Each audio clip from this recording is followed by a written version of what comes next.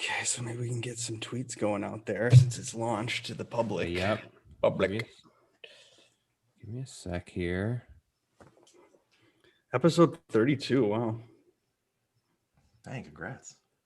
I will always have the number one, the first interview. Oh, yeah. Touchdown. I'll always have that on my mantle. Number one, baby. Does it work? Are following. Yeah, we're good. Here, let me get the make sure we can hear this. And then we'll roll.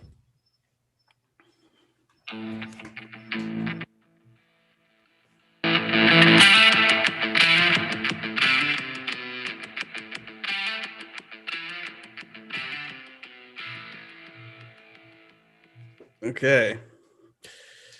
Now I can't figure out how to unshare this. Did I unshare it? Hey, everybody. I'm Chad Eckert, trying to play producer, host of the Preferred Lines podcast. That's my guy over there. His name is Joe Idone. You can follow him on Twitter at TourPicks. We're strapped with a guest this week. We've got a real guy. His name is Reid T. Fowler. Before we get to you, though, Reid, stay there quick. This is a pro Browns podcast. It would be against my co-host's religion to skip this little part. A playoff win for the Browns. I saw your tweets, Joe, about smoking in the living room. You were enjoying yourself. Cheers to the Browns.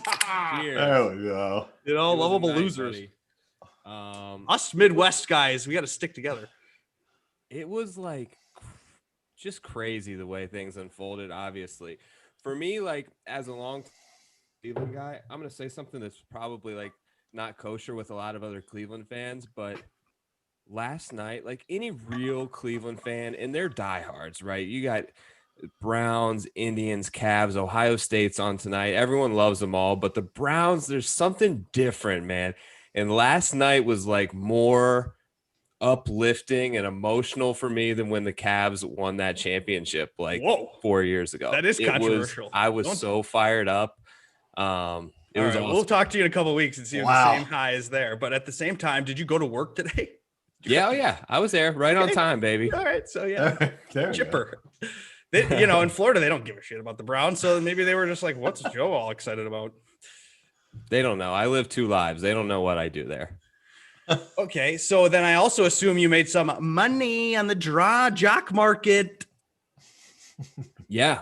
Jock Market was good to me. We should talk about them for a quick second. They are our presenting sponsor of the show, our good friends over there. We were just talking a little off the air about it with Reid, but very cool concept of, same as any other concept. You pick your players you think are going to do well. You buy low, you sell high. You write out your stocks, and if your guys have a good day, you have a good day. So it's been a lot of fun, and we appreciate them for helping us put on the show. Absolutely, and golf's back, and that's the sport that I can cash in because I'm not too good at the NBA or the NFL. So, yeah, I was happy to get golf back going and made some money there. Love to plug that app. Those people over there are good people. I mean, it's fun. The fact that they're supporting us is just wonderful. Right on.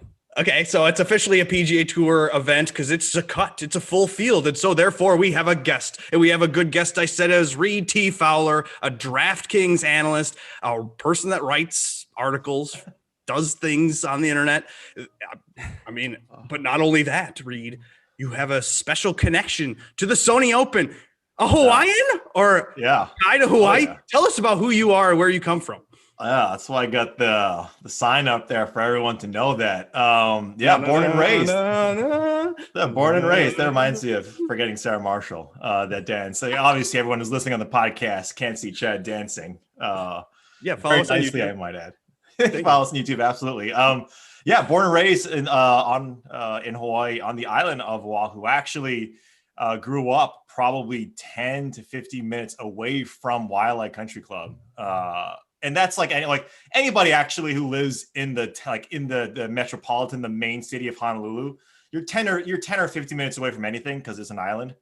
But it's one of those courses that it's a private country club that if you get to play, if you get invited on by a friend or a family friend, it's a surreal experience. It's my first tournament, professional tournament going to watch, and you start to realize very quickly how good these guys are, because you think you have this like twisted sense of reality, like, oh, I can hit a drive 1 out of every, let's say, 5 drives in the fairway, and it can go relatively far.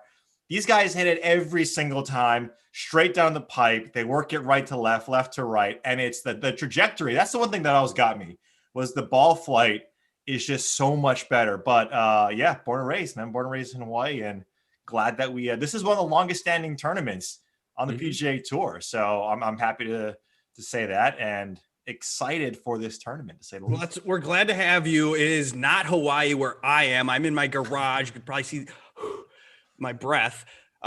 This is we're trying to not do this for a long time, in other words. So Joe, want to introduce the segment here?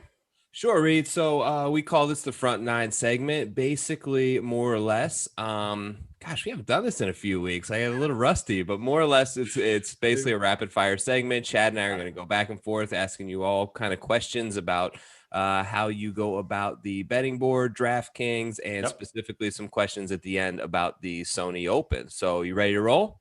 Yeah, let's do it. All right, hit him, Chad. Okay, Reid, you're better. You've betted before. You're on a lot of outrights. That's your typical betting card is filled with outrights like ours. What's your rule number 1 though when betting outrights?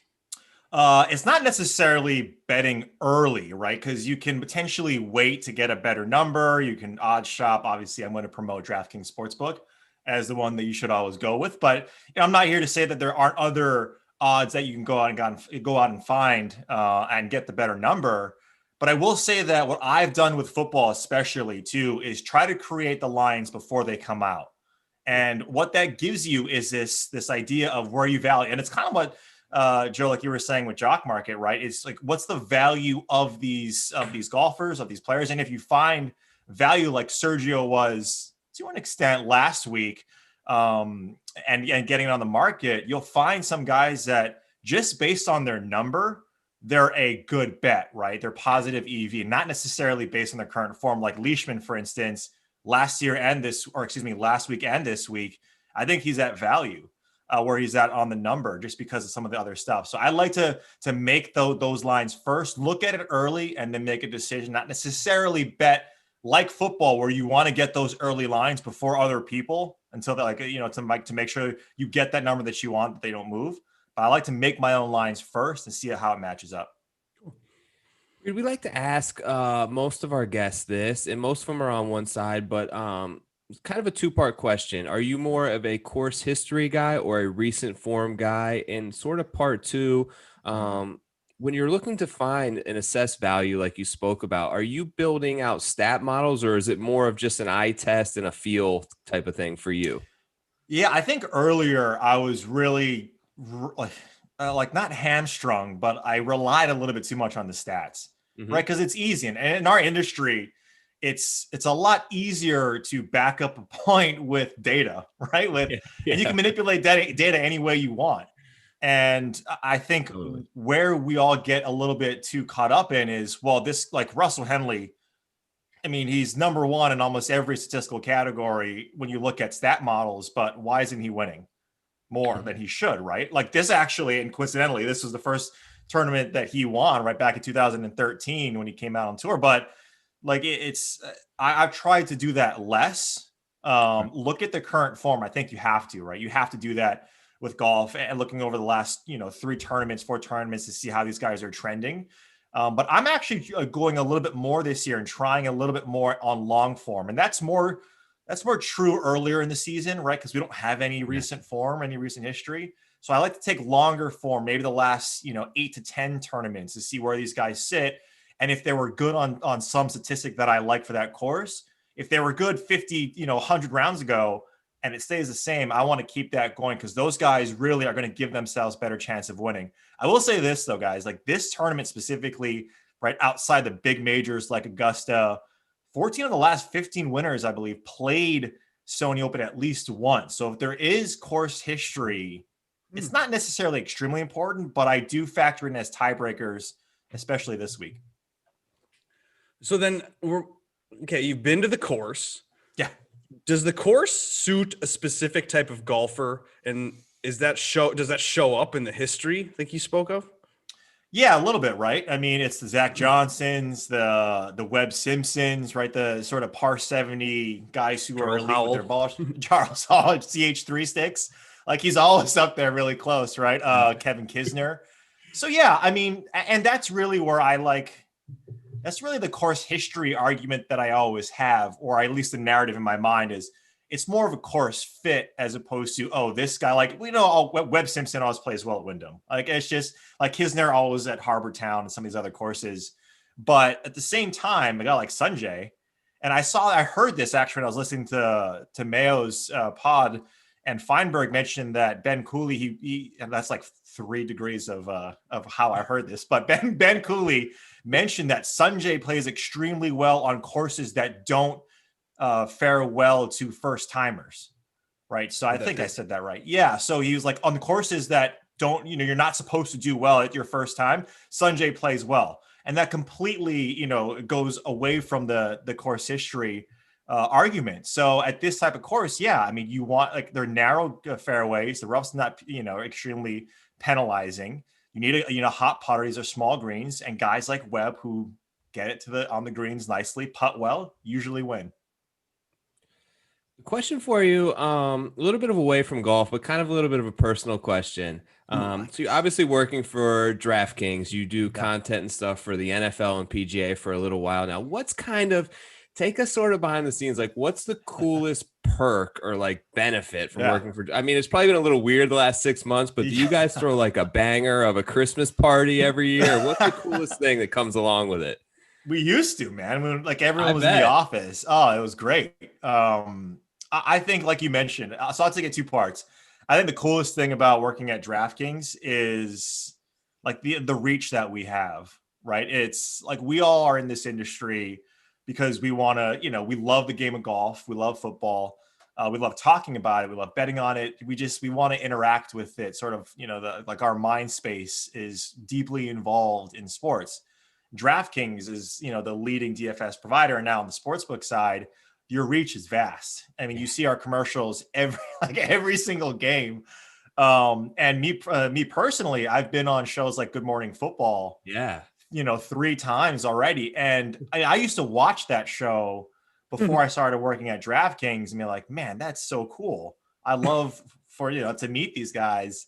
And now I get to talk to them, and, there's a relationship that we have, and it's not like we're best friends, right? But, that's a really cool perk that we can talk about these things, talk about football. I always try to sprinkle in some golf on those shows just to make sure, I give PGA a little nod, but that's the coolest thing, right? Is that the reach that we have, and and then during the shutdown, it was, what can we do to like get content out there? And we started doing, and this is like a guilty pleasure of mine, used to be, I used to watch 90 Day Fiance like all the time, just complete trash TV. It's bad, right? It's like the bad version of The Bachelorette. You can kind of an idea of like what the show is about.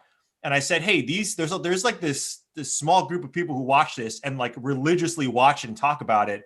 Let's have some sort of contest on the show. And they're like, yeah, okay, let's do it. So on the DraftKings contest for that reality show. Yeah, exactly. And so there's things like that, right, that we can suggest. And if there's something like The Challenge, right, on MTV, Mayo does that a lot, Survivor, those kind of things can be something where if things become popular and there's a betting angle to it, competition, then I can throw those ideas out, and maybe we'll be talking about something that none of us are thinking about right now in a couple of years. Dude, if you had a fantasy element to anything, it just enhances that thing. It's great. Fantasy life, I've right? got like fantasy, yeah, exactly. I've got a fantasy Survivor TV show league with 20 people, and it's competitive. And as soon as you pick someone, then you're associated with that person. So then their actions on the show 10 weeks later, you're like embarrassed by their actions, even though you have nothing to do with them. But it's like same with your fantasy football players too. You're like, that guy's underperforming, making me look stupid. Right. And there's like you can like with football and golf, right? And not everything's the same, right? PGA is not the same as basketball, NBA. But if you have a general foundation, right, Joe, like you were talking about, of how to break things down from a fantasy or betting angle, there's a good chance you can talk about a reality show in the same sense. Totally. Now, if we want to get more personal with Reid T. Fowler, I got personal in a fantasy golf pod interview series, so you can go check that out. We just tweeted about that today. Let's get back to golf. Let's get back to the betting board. That's what we do here on the Preferred Lines. You're listening and watching live on YouTube, Twitch, Periscope. Hit the like and subscribe buttons and all those good things. Comment away. Tell us your favorite play for the week. I'm going to ask Reid, do you go to the top of the board? Do you ever look at someone that's at a 10 to 12 under or lower? Do you ever do that? Nah, not really. And maybe I should more, right? Because these guys are really good. But it's really how you want to bet to build your card, right? You guys have said it a bunch. A lot of us in the industry have said it. So it's not a new concept. Is how do you want to build out your betting card? And that's different for everybody, right? I like to get guys in certain ranges. I like to play sort of those margins, the last guy in the top tier, the first guy in the second tier, to play those out. And that rarely leaves a guy like Webb Simpson this week, who's at, 11-1 and plus 1100 in the DK Sportsbook. Like, golf is so hard. It's so volatile. And especially at this course, we've seen guys like, way down the board win this tournament. Like Johnson Wagner has won it. Fabian Gomez, and Brendan Steele was Kazire, didn't he? Patton Kazire. Steele was 200-1 last year, and he almost won. So, it depends on the tournament, but I rarely do it. I like to really start the card at least at like that 20-1. But having said that, I mean, I bet Bryson last week at 11 or 12-1. Okay. Because of the course itself, how I felt he could play, got 4 rounds in. So there's times I do take it as opposed to just totally going away from it. Well, you spoke to the course last week and how you thought that set up for Bryson a little well. What do you think sets up well this week when sort of assessing? I mean, the course as well as anybody. Who does it favor? Yeah, I mean, par 70 extraordinaires, I think, do well in this course. Bermuda putters. I mean, I'm talking about Sanjay. I mean, like, it's Sanjay's profile. So guys that are, great ball strikers, they have to ride a hot putter. Doesn't mean you have to come in with a hot putter. I mean, I like Leishman, and he's like lost strokes gained putting in like the last 400 events. But actually at this event, he's only lost strokes in a couple over his long tenure here at Waialae. He loves this course, but you need to ride a hot putter, and you need to come in with ball striking. Approach is twice as important as off the tee. Guys in the finish in the top 5. It's like 3 times as important as around the green. Doesn't mean you can't, lose strokes like fairways gained or accuracy off the tee, and still win. A handful of guys have not hit it in the fairway and have still won this tournament with the hot putter and with approach. So I'm looking at guys like Sanjay, Berger, right? Kisner. It's weird that Neiman is at 28-1 right now. I was going to ask you about Neiman. Yeah, guys like that. Do you have any bias towards someone that played last week? You were saying that course history could matter. What about recent history in Hawaii? Because I did see someone tweet about Kisner made comments about this. Do you go with the Neiman? Why is Neiman not like that? Is 28 or 25-1 on the betting board? That seems ridiculous, like you said. Do you go back to that?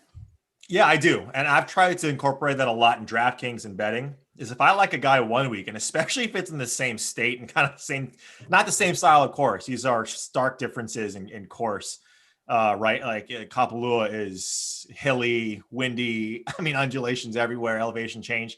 And Sony Open Waialae is completely flat. But like I'll go to a guy. I'll go back to a guy if I feel like he was in good form that week. If he didn't necessarily completely implode, I'll go back to him next week, because the narrative for most people on DraftKings is, well, I played him, but he didn't do well for me, so I'm not going to play him this week. Or I bet him and he lost, therefore I'm not going to do it this week. The golfers, they don't think like that. They're not like, oh, I almost won, so I'm going to completely implode and not going to care.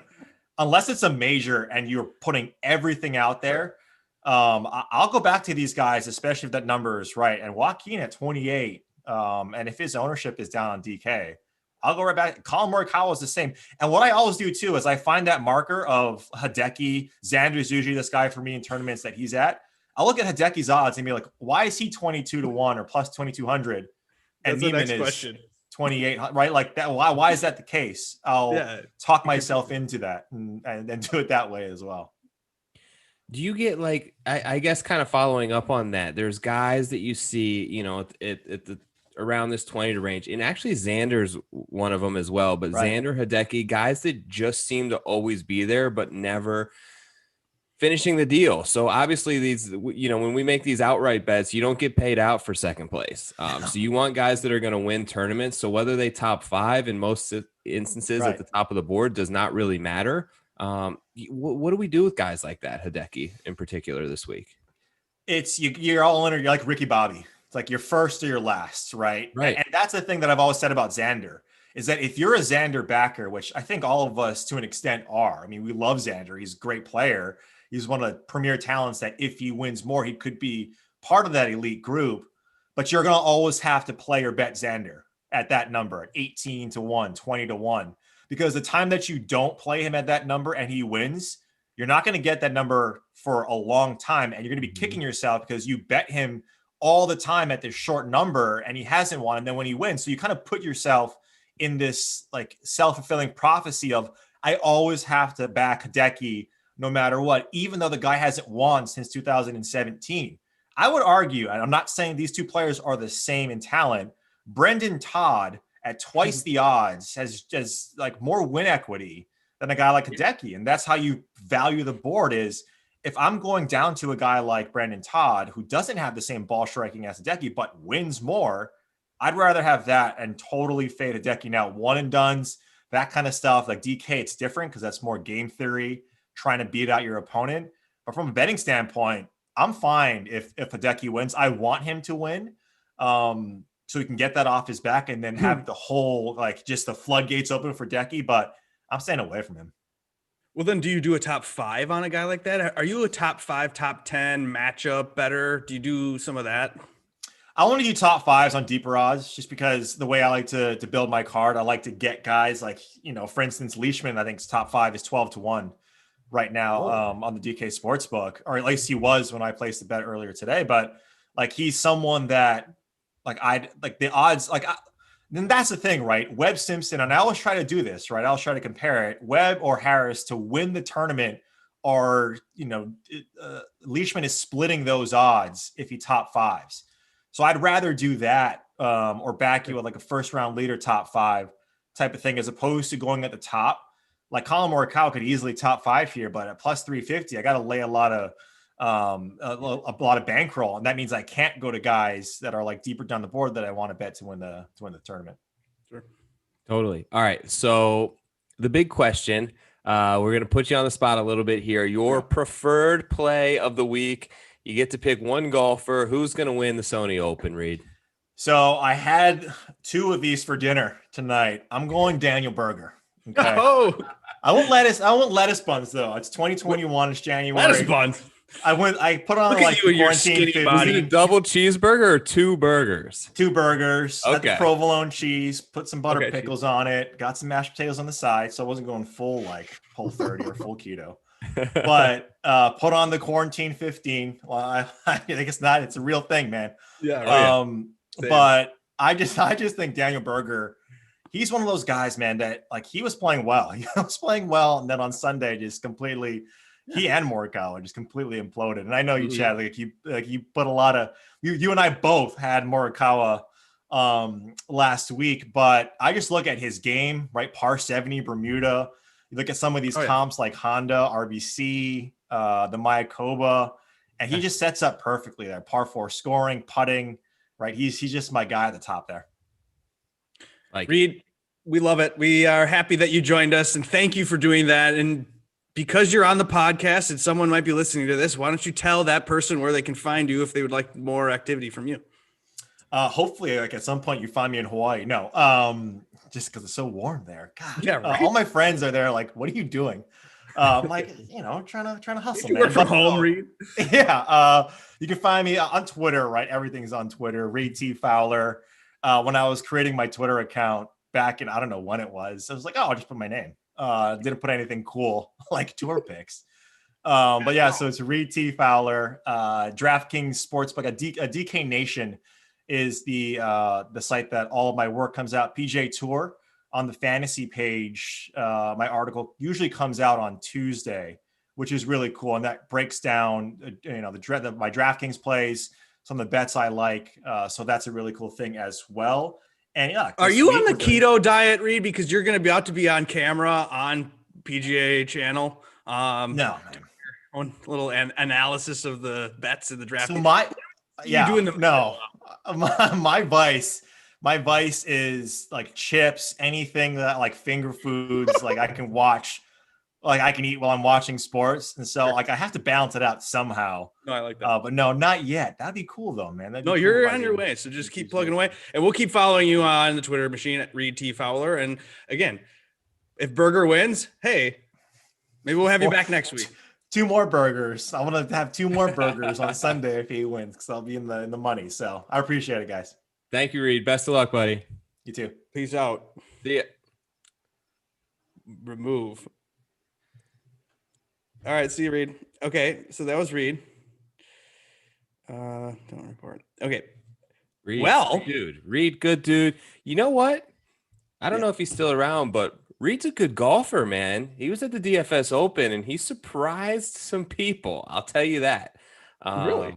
He's a good player. I believe he was carrying his team. He played a couple days before the course I recommended him to. He's got game. He's got game to go with. Well, the problem with Reid, though, is perception. He played with a bunch of scrubs. So, like, you put Reid on that team and then he's just guilty by association. You think he's as bad as Ben Raza and whoever else he was with. No, he's a big dude too, man. Hits him a long way. Reid's got game. Appreciate him coming on. Yeah, that's awesome. Someone that grew up near the course. I mean, come on. Could you get more insider than that? Let's go. A DraftKings expert. He writes for PGAtour.com fantasy section. Like, this is the man right there. Reid T Fowler. So, all right, let's turn the page. Let's make the turn. Make the turn. Yeah. All right. We'll get a dog. We'll get another beer. I've got a little Tito's flowing. Let's go. Mm-hmm. Hey, we're here at the tippity tip top of the Sony Open board. You got 2 guys. There's a pair of names. It's Colin Morikawa and it's Webb Simpson, and they're both at 14-1. There are other names under 20-1. Reid is no longer in the field, but he was there. He was at 16-ish. Mm-hmm. English is there, and Hideki is also there. Under 20-1. Are you interested in the favorites? Now, there are other boards out there that have refreshed this since Reid has ejected himself from the tournament. I'm looking at that now. I'm interested. Now, are you seeing what I'm seeing, where it's Reid T Fowler's guy? He's launched himself into this section too. Are you talking about Berger or Sung Jae? Well, both. I thought both. Yeah, both have launched themselves in. I'm certainly glad I bet Sung Jae M earlier today at 22-1. Cheers I'm looking to that at auto bet 16 right now. So 6 points is a big deal when you go from 16 to 22. So I don't know if I still love him at 16-1 because that's quite a chop, like 75% of his odds. But love Sung Jae this week. Sets up great. Many things Reid mentioned. Go ahead. I know you've got a good Sung Jae take. No, I was going to say that. I was just going to say that the top feels like this is the field that might actually yield a 20-1 winner. Like the other, sometimes you come into it, Joe, and you're like, hey, these long shots are worth long shotting. This didn't feel like it for me. I opened up the betting board and I really liked a lot of the like juicy number 20 names, and then you kind of fall in love with a few of those and maybe a couple 30s. And then you got like 140. And then you get to the 60s. You're like, these names are way worse. And it's a way different ball game. So I think you do go and focus at the top of the board. Maybe you do less, but you do on the top and you don't spread it like I normally do. Sure. Yeah. And just kind of an interesting way. I mean, I know this tournament always falls around here on the schedule, but the way things worked out at the end of the PGA Tour season with the Masters in November and a lot of guys taking some time off. I mean, it's one of those events that the lazy narratives is to just kind of cross everyone off who didn't play last week. But I think there may be something to it. I mean, these guys have a little bit of tournament experience under their belt. I know Reid said it plays very different than last week in terms of the course conditions and the undulations and so to speak. But I just think getting that 4 rounds under your belt, and they all got 4 rounds in, was big. And I think Kiz mentioned that this week. So I'm kind of targeting guys, not necessarily 100% on how they performed last week, but the fact that they played is big and that they didn't just catch a flight in this week. So I should kind of backtrack what I just said about the fact that it might be a guy that's at the top of the board because this is a birdie fest. And we know in birdie fests that someone can get a hot putter and rise and just be a Brian Gay that week and ruin everybody. So I'm not like thinking that's out of the realm of possibilities because we're at Waialae, we're in Hawaii and things happen. Guys get hot with the putter, or they don't, or they do, whatever. But last year we saw the winner of this tournament gain 8 strokes with the putter and none with his irons, and he won, Cameron Smith. So yeah. You just could, it's a hit and giggle. So be careful. Maybe you don't invest in Morikawa at the top because of that. And that's what I meant more or less. You could go with the 20s. Maybe you go with the Berger if you could find it at 20, or the Neiman or the Im or whatever, if you could find those 20s. And that's where we could go next with the reasoning. Well, I think like to your point, a lot of the guys at the top, and this is kind of an awkward week because usually those guys at the top are Bryson, DJ, Rahm, like big heavy hitters. But this week you have a shorter course. You have very much an accuracy course, and you have a history of guys who win here just end up with a streaking hot putter in the week. So it really kind of opens up the field and makes you think, if Colin Morikawa doesn't gain 5-6 strokes putting this week, is he going to win? Or are your odds better off at taking someone 20, 30 to 1 who can, finish around the same, gain a couple strokes putting and be right there at the end of the day? I just don't think it, like talent-wise, it's going to reward Morikawa's ball striking as if it would at a course that's 7,600 yards, where his 4-iron and 5-iron can really come into play and separate him from the field. Are you thinking that it might rain? Because I did read or see something about rain potentially there, and therefore it does, when it rains, lead towards bombers having an advantage, snipers getting it close as possible from 125 yards out, whatever it is. Do you have any thoughts about rain, or does that matter to you? Do you kind of lean a bomber in a rainy environment? If you hear on Wednesday night it's going to rain a ton, do you start switching your lineups into DraftKings to bombers? I've heard a lot of different sides to this. I'm not really the answer to answer your question. I'm not really sure because I haven't dug too much into the weather yet, so I don't really know if it's going to rain. It was a little sloppy last year, but there's something to be said about rain softening the course. While it could keep some of the bombers in the fairway and give them an advantage to kind of bomb and gouge, it also lets those guys coming in with longer irons typically stop the ball sooner. So guys like Kevin Kisner, who may be coming in with an approach shot with a 4, 5, 6 iron, where normally under really firm conditions, he may not be able to hold that green if he clears the bunker. Now he may be able to stop it sooner. So I just don't really normally factor too much into the weather unless you see really heavy winds, because there is a definitive, stat category that plays a role. And there are guys that just play better in the wind than others. So we saw it on Sunday with the wind up. Absolutely. Joaquin Niemann dominated that course. He was playing a different course on the front nine. Everyone's trying to figure it out, and everyone's +1 or even or whatever. And all of a sudden he's 500, 7 holes. I was like, what the hell course is Niemann playing? So that then putt on 18. Oh, that hurt me so bad. I had a Niemann 40 to 1. Look, the Browns won. I'm not going to complain about anything. Browns won. I hedged with Harris English at the last second. It was pretty tough to see him miss that after everything he made, to miss that sort of 3-footer. And that his approach shot coming in was about 3 feet from being very close, and it just kind of didn't quite make it to the green. It was tough. Is it because he didn't warm up after? I wasn't really watching that, but I did hear a comment and see some stuff on Twitter that he was basically just posted up at the picnic table with El Nino, and he was taking pictures with Sergio and his wife. It was crazy. I was like, "Aren't you still?" He's young, man. He stays loose. He doesn't got to get too warmed up. Oh, it was hilarious. Everyone got outraged on the golf. But anyways, back to the board. Do you got anyone? I'm sure you bet Sung Jae like I did, but do you have anyone else? Actually. Reid made some really good points about Daniel Berger, how he didn't play well Sunday, but did play really well altogether last week. Dominates par 4s, gets a hot putter. You've got the Honda comp. You've got a couple other comps there in courses where he plays really well. Is 14 to 1 just too low for you? Well, guess what? So, the Reid thing happened. I'm on Twitter. I'm making dinner. I was just getting done with dinner or something. I'm preparing for the show. I'm seeing our guy Matt Jones, TFR, on Twitter. He's tweeting about how some books are asleep at the wheel. And I'm like, they're still asleep at the wheel?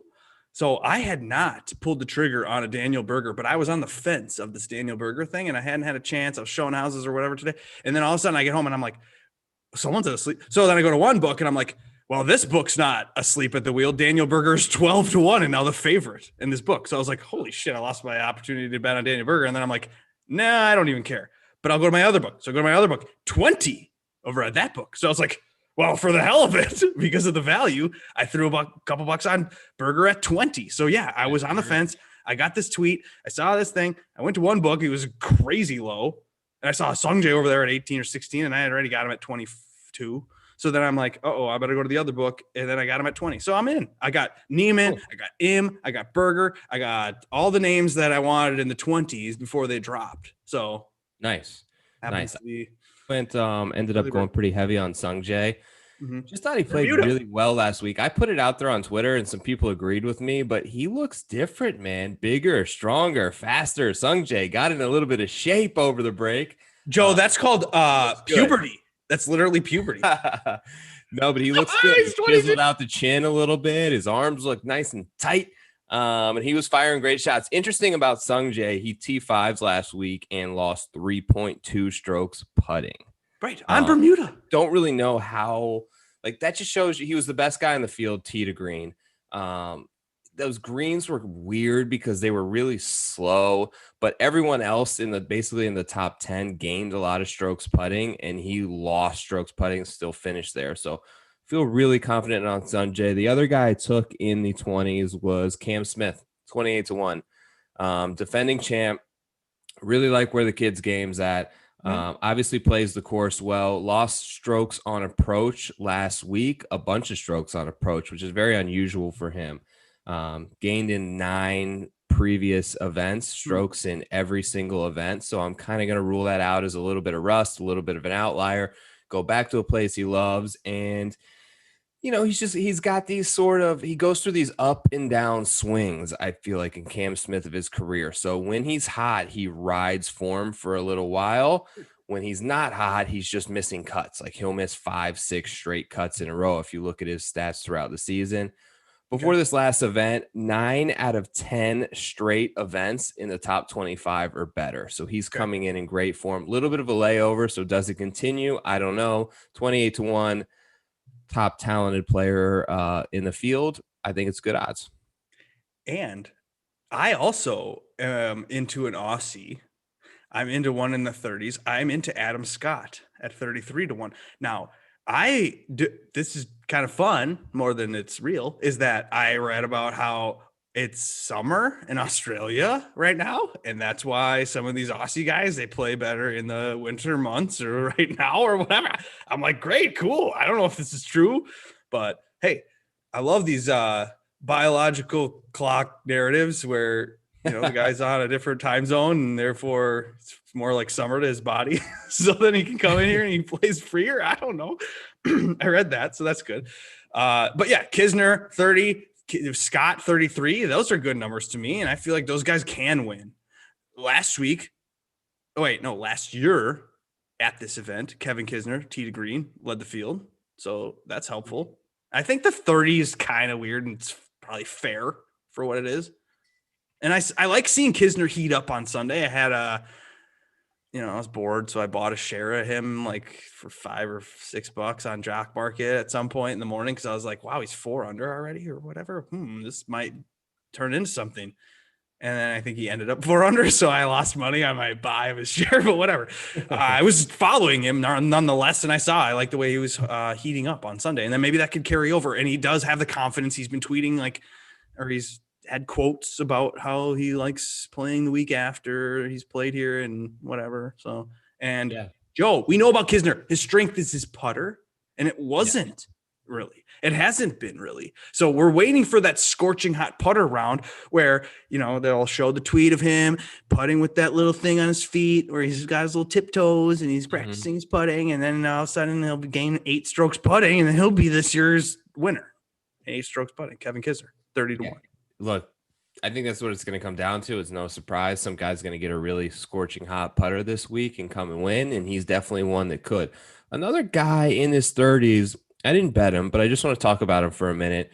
We've all kind of forgotten about him. And he won this event 2-3 years ago. He played well and just won that team event.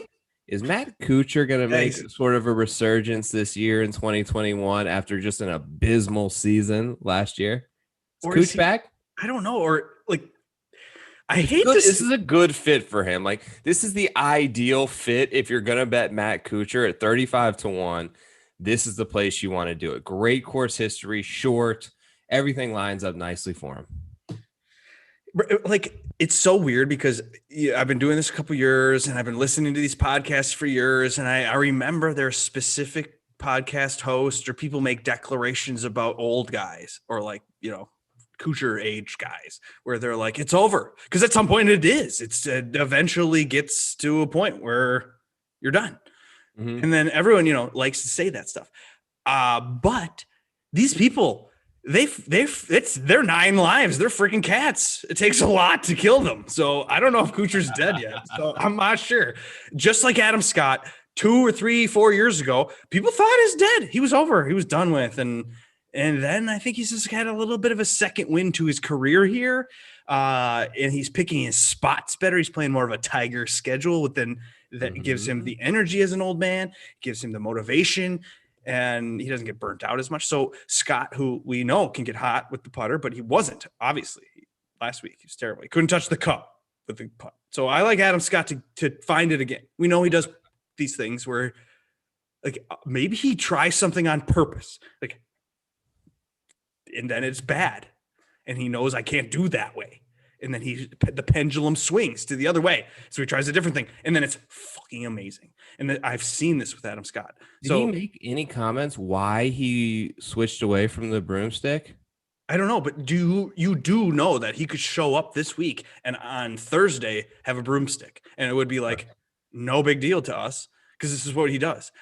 Because he's a head case, dude. Yeah, he is. It really truly is not like about the actual ability to putt. It's more like the DJ thing where like DJ does this too, where he'll have a random putter and then he'll throw the mallet away and he'll put a blade in and then he'll throw that away. And these guys, they know it's the Indian, it's not the arrow. So Scott does, it's not, that stuff is great when it comes to the betting board. He's 33-1. If he was a consistent, great Webb Simpson putter, you don't think he'd be up with Webb Simpson? He'd be at 12-1. He's Adam Scott. This is ridiculous. So on DraftKings, especially, he gets the discount because there's some hesitation. But as soon as he starts putting it all together and he has consistent weeks of the putter, he's $10,000 on DraftKings. He's 12-1. So I'm going at a 33-1. That's buying a number more than anything. Got it. What about the 40s and 50s? Some names in here, some guys who played last week, some guys making their debut, some guys from overseas. Anything you going back to your boy Billy Ho or anything? Yeah, so now I get a little less confident as we go to the 40s and the 50s, but I do have some confidence in Billy Horschel. Yes. Okay. Such a loser with the double bogey on the last hole on Sunday, finishes for +2 for the day, goes from T24 to what could have been like a T13 or a T17. So like, it just looks bad. It looks way worse. It pisses me off because he had a great Friday, Saturday. He was 66. They interviewed him after round 3. I'm all into it. I'm watching. I saw it. Yeah. And it's like, he's ready. He's poised to have a good putting round. Yeah. And I'm like excited for his Sunday round. I have him in all 3 of my Pat Mayo League teams. He was the only guy I picked all 3 teams. So I'm like, oh my God, this is great. I have him on Jock. I have him everywhere. And he fucking sucks so bad on the last hole. And at the time, the PGA Tour website was erroring or whatever. And so Martin's is texting me, Billy Horschel sucks. And I'm like, what? Why? He's been good. What are you talking about? And I don't even know. I'm like, how do you even know he sucks? And he's like, DraftKings is updating. And I'm like, crap. So anyway, regardless of that, I don't know if I did bet him yet, but I'm considering 40 because I don't like him as much as Lanto. Sergio, I don't have as much confidence as that, or Todd. The real truth is that I like Munoz at 50. That's my favorite play in the 40s or 50s. Munoz. That's the name. Sebastian. Yeah, I like Sebastian Munoz as well. I have not bet him yet, but I see that 50 is still hanging. I was looking at it earlier, 2019 top 10 here. Sneaky kind of 17th last week after he opened with a +2 on Thursday. Basically played the next 3 days, 18 under par, Friday, Saturday, Sunday. So coming in very solid. Bermuda ++ for Sebastian Munoz. Good number there.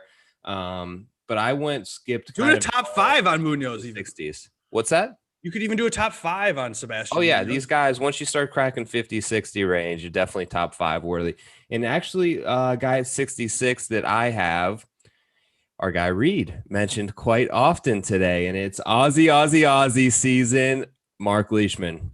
Yeah, same. I like him. You got a 66 because I don't see that. I see a 55. 66 on Leishman. Okay. I like it. Look, you like him. It's inconsistent, as we know. But Leishman is a guy who, all right, so you have to look at his putting numbers, and he has been so bad with the putter, but every now and then he flips it and gains a couple strokes, particularly places where he has some familiarity. He's played this course 5 straight years, had a couple good finishes, I think a third here. But if you look at and dive a little bit deeper into those putting stats, so the last 5 times he's gained strokes putting in any tournament, no matter where it is, he has tremendous finishes in those tournaments. He has a first, he has a second, he has a third. And within the last 5 times he's gained strokes putting. So if he gets familiarity here, gets a little bit of a hot putter, I think the slower Bermuda green set up well. You mentioned the Aussie summertime narrative. Look, they've played really well here, going back to like Stuart Appleby and Robert Allenby and Adam Scott and Mark Leishman and Cam Smith. And you're just naming these guys. Aaron Baddeley even, I think, has a win or a second here. These guys keep popping up. I think it was Doug Ferguson. Someone who said it was an Aussie himself. So I'm not. It's for a reason. I think 66 to 1 and even 55 or whatever you said it is now is a very fair number on a guy who played well and has win upside. Like we talked about some of these other guys that are 20s that steadily top 10. Mark Leishman ain't that guy. But when he's up there, he can finish the deal and he can win big time events. The Farmers, the Arnold Palmer, he steps up in big moments. You know what else we like about Mark Leishman? He's a regular dude. He mows his lawn. He drinks beer. He's a real person. And we like that about these guys. Bonus points for drinking beer. Yeah. Okay. He did go on a diet last year. So yeah, that was, maybe old news, but regardless, I don't really like Kazire or Kokrak or Gooch or Ortiz. So I'm not doing any of that. I wanted to like Reeve just because I like Reeve and I bet him a lot, but he's been bad, like bad. Yeah. Just miscuts in events with shitty fields that he should be playing well at on shorter courses. So off Reeve. I got no one else jump up into triple digits. What about you? Yeah, see, I couldn't find any long shots that I was in love with. I like Matt Neesmith. There is a podcast called the Perfect Number Podcast with Will Haskett. We might have to have him on. We got to get Will on. Yeah, he's a good guy. That podcast had a review at the end of the season. Hey, listen, these podcasts with real people that have access to data and stats and stuff, those are excellent for people like me who only use beer gut models. So I listened to this and he said Neesmith. He said Neesmith has the ability to make the jump to next year. So I'm watching Neesmith a little bit closely. This Will Haskett dude has predicted a lot of things like weirdly and like he's a smart guy. So like when he says Neesmith, I listened to the one the year before and he said a bunch of names that came to life. One time he told me to look for Fratelli off the web.com tour. And I was like, okay, cool. And then Fratelli fucking won like a couple years or 6 months later or whatever. So Neesmith has the statistics according to the Will Hasketts of the world. So maybe him 75 to 1. Okay. I hear you out on that. What about Snedeker, though? He's here at 100 to 1, and he's sitting on 9 PGA Tour titles. And we've talked about this in the past where your children have access to a cell phone, and they're looking you up on Wikipedia. And they're like, Dad, you got 9 wins. When are you going to get that 10th win? You going to go double digits, Dad? So Snedeker, is he going to go double digits wearing a colored glove? I didn't bet him. Did you take him? No. Like I said, I don't know. I can't find faith in these names. On DraftKings, it's a different story. Okay, yeah. So speaking of DraftKings, I think I have an excellent value here and a guy that I bet at 125 to 1 through a couple bucks. Okay. He's an Aussie. Guess who? Oh God, Cam Davis. Oh yeah, Cam Davis. 125 to 1. You can get him. 125 to 1. Yeah. Oh, he's gonna be popular. Basically stormed the OWGR like summer. And just started flying up the boards there. Obviously has the Aussie narrative. Look, he played great at a lot of the Australian Opens of the world and amateur tournaments. He's been a great player. Played pretty well leading into this event during the fall, but tailed off a little bit. But he's $7,200 on DraftKings, and I think he's a great value. Look, my guy that I do the show with on Wednesday, Rick Run Good, has some pretty cool PGA tools on his site that I now got access to. So I could maybe hook you up or something. But so he has these projection models that basically take a guy's projected DraftKings points and his ceiling. And I don't even know how he comes up with these stats, but he does. So projected points for this week, starting at number 1 is Colin Morikawa on DraftKings, Daniel Berger, Webb Simpson, Cam Davis, Sung J M. Cam Davis is 4th in this model that Rick came up, and he has the highest ceiling of any player in the field, according to Rick, and his data science. So pretty cool. So I just think he has a lot of upside. I think that we've seen these guys come over here and play really well. 125 to 1, couple shekels. Why not? Yeah, sure. Why not? I mean, that's like it. There are guys in this range that you could look at and you could say, hey, Joe, do you think this guy could win? And like, would you be surprised if Cameron Davis won? No. And look, people are going to tell Look, so people that are here and that are big bankroll betting guys are going to always tell me that it's dumb to bet these 100-to-1 long shots, but I don't really care, right? This is a hobby. And is it fun to, like, how much fun is it to bet Sung J M this week and he hits it 22 to 1? Great. Like, very fun, dude. All him. Awesome. But Cam Davis at 125 to 1, I'll talk about that for the next 12 months. Oh, you'll brag about that. When Sam Burns was 150 to 1 and I had $1 on him. I was so like, it's just, it just breathes a little extra life into Sunday when they're in the sweat. Gives you some opportunity to hedge if you're a hedge guy on the live betting odds. I like it, 125 to 1. And then I took a total flyer. I tweeted this out earlier, just a weird 200 to 1 on Brian Gay. I don't know why, man. Look, he like, if you're going to cross guys off who didn't play last week, you're only left with a certain number of guys in the field, and he's one of them. Yeah. So he played last week, actually did not finish that terrible. So dude, Brian, showdown plays of the day was round 3 showdown because he hadn't putted well and he was smoking it with the irons. He gained strokes on approach. 2 starts ago, before the century, the guy freaking won on an oceanside coastal course.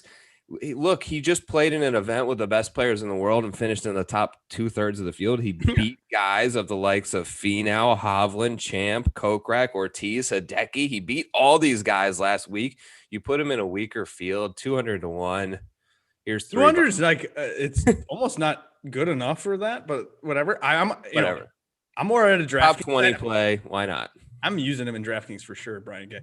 What about Jimmy Walker? Is this the type of guy that will? Is he dead? Is he the real dead guy, or is he the real? I haven't even heard that name forever. He's 300 to 1. Jesus. Now that's more of a hedge guy because but it wasn't that long ago that he won a major. I can't imagine that 300 to 1. He doesn't flirt again with the top of the leaderboard. Jim Herman, is he out of COVID protocols? 350 to 1. I was going to ask you about a hedge guy, Sam Ryder. Remember when Sam Ryder was someone that people were picking and he was popular, kind of? Mm-hmm. He's 500 to 1. Wow. He used to be someone I was confident in using. It's weird to see that. Some of these older guys too, like just the nature of it being a short course and course history, I think playing a little bit more of a role and kind of maneuvering your way around could present some value if you're looking in the top 20 market. I mean, they're not going to win, but you want a guy to make the cut or to top 20. There's some guys down here coming off the senior tour who could get it around a couple under a day. Man, well, it is a birdie fest, and it's all it takes is a putter. Truly, anybody can compete here. 2 par 5s, number 9 and number 18. You can make birdie there and catch a couple out of the rest of the round, a bunch of pars, and get in the house. Speaking of house, who should I put my house on this week, Joe? I'm considering a couple names. I think you got to keep that a little bit of a secret until Wednesday when you put it out, but oh, no, I will not reveal because I probably don't know yet ultimately who I like, but I am honing it down. And if you want to follow both Joe and I'm at Edina Real Chi. My initials are CHE. I'm a worker, Evie Diner Realty employee. Good stuff. But anyway, in your tour picks, which is a real name. So follow us on those accounts, and then you get our picks. I tweet some stuff, and I'll tweet. Yeah, well, I'll throw a card out there Wednesday. Did pretty good on the matchups last week. I've had a really good run. I'm gonna start keeping track of this. I was stuff. 7-3-3 this week. I'm taking like dogs. Like I just take dogs. Nice. Like why are you gonna lay a favorite in golf? But like there's like I think I had like. Where's the max favorite you would lay? Is it 175, 155? No. Were you looking at 140? Would you lay it if you really liked it? Depends on the matchup, but yeah, one I would start to consider. But I really don't feel like you can make money that way in matchups. I feel like you're better off like searching for guys that are plus 120. Like and then hammering those. Like Bryson, I'm not hammering them, but I'm betting more than I'm betting on an outright on the matchups just because it evens out. Like I had Bryson over DJ last week at a really good plus number. I think it was plus one for the whole tournament, plus 130. Yeah, in like that thing was over until Sunday when DJ blew it and Bryson won. The other one was like Sergio was plus 165, I think, against Victor Hovland. Huh. Like they're not that far apart. It's golf, people. Sergio crushed him, but I'm just saying, like looking back on it now, obviously, yeah, it was a good bet. But in those type of matchups, when you find a guy plus 150, plus 165, they're not going to pair two guys together that are that far off.